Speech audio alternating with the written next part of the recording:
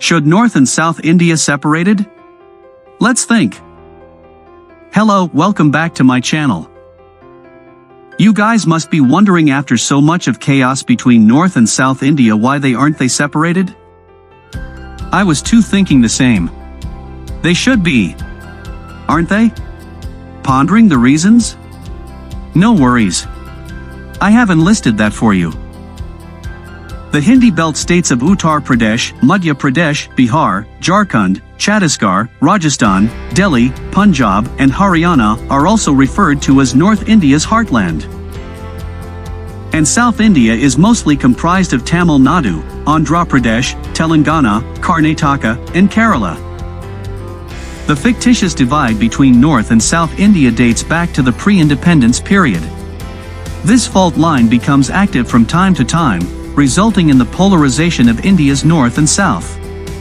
The politicization of this fault line has had numerous ramifications for India as a nation.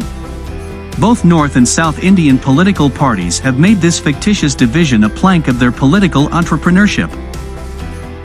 Why don't we subscribe and ring the notification bell before we get started? That way, you'll never miss another one of our awesome videos. Various fault lines, such as geography, economy, and politics, define the North-South divide. So, let's get started. 1. Topography and geography. North and South India have had very different historical experiences. Many of the invasions that came through the Hindu Kush passes shaped and reshaped the North's historical experience. Although South India was relatively unaffected by such invasions, the proximity of the sea and trade via it had given the South a distinct culture in comparison to the North, which was largely influenced by trade through land routes, as manifested in the Silk Road.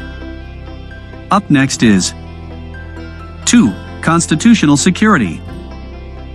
The North-South divide's constitutional dimension is largely subsumed in the broader question of center-state ties and problems related to India's federalism.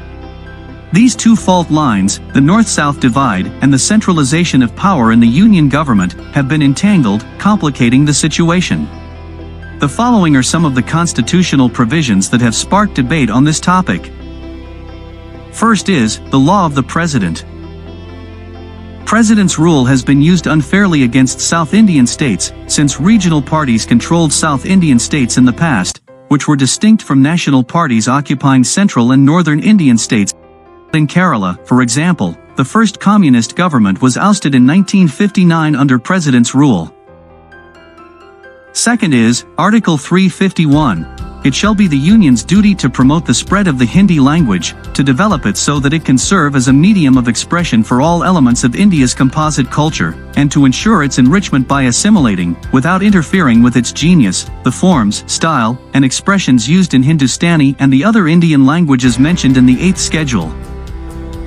This article has caused a schism between the North and the South, with ramifications that can still be felt throughout India. The demand for state autonomy is growing as the political-economic axis of growth shifts to the regional level.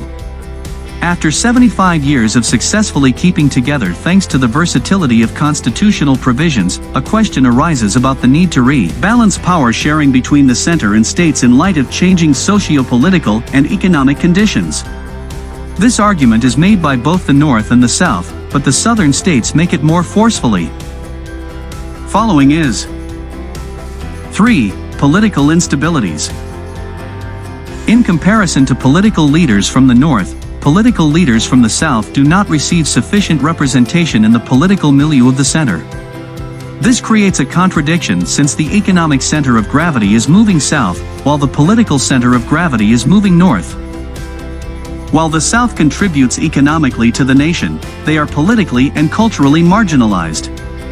The fault lines in Indian federalism which worsen if these issues are not addressed. Next in line is 4. Social disparity. A wealthier, older South and a poorer, younger North are increasingly separating social India into two nations. According to Census 2011, southern states are experiencing a higher rate of population loss than northern states.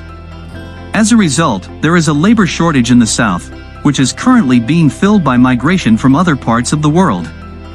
Economic Survey 2015-16 echoed this sentiment. Changing demographic trends, as well as migration of unskilled laborers from the north to the south, have the potential to cause cultural conflict in the region. In 2020, the demographic dividend for peninsular states will reach its height. In the northern states, however, it will peak in 2040. Coming after is 5. Economical concern. According to the Economic Survey 2015-16, despite more porous borders within India than between countries globally, spatial dispersion in income has continued to rise in India over the last decade, 2004-14. The powers of convergence have been elusive.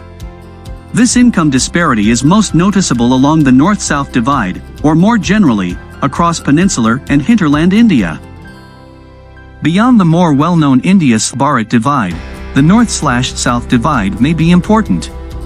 Interstate disparity has increased since the 1990 reforms. This was also around the north-south divide's axis. States like Tamil Nadu, Karnataka, and Andhra Pradesh took advantage of reform opportunities to expand, while states like Bihar, Uttar Pradesh, Rajasthan, Madhya Pradesh, Jharkhand, and Chhattisgarh lagged behind. After all these 5 practical reasons, do you analyze why South and North India should be separated? Do let us know in the comments section below. So, that's all for today's show. I will get back to you with another video. Don't forget to hit the like and subscribe button and ring the notification bell so that whenever I will back with another video, you will be notified. Thanks for watching.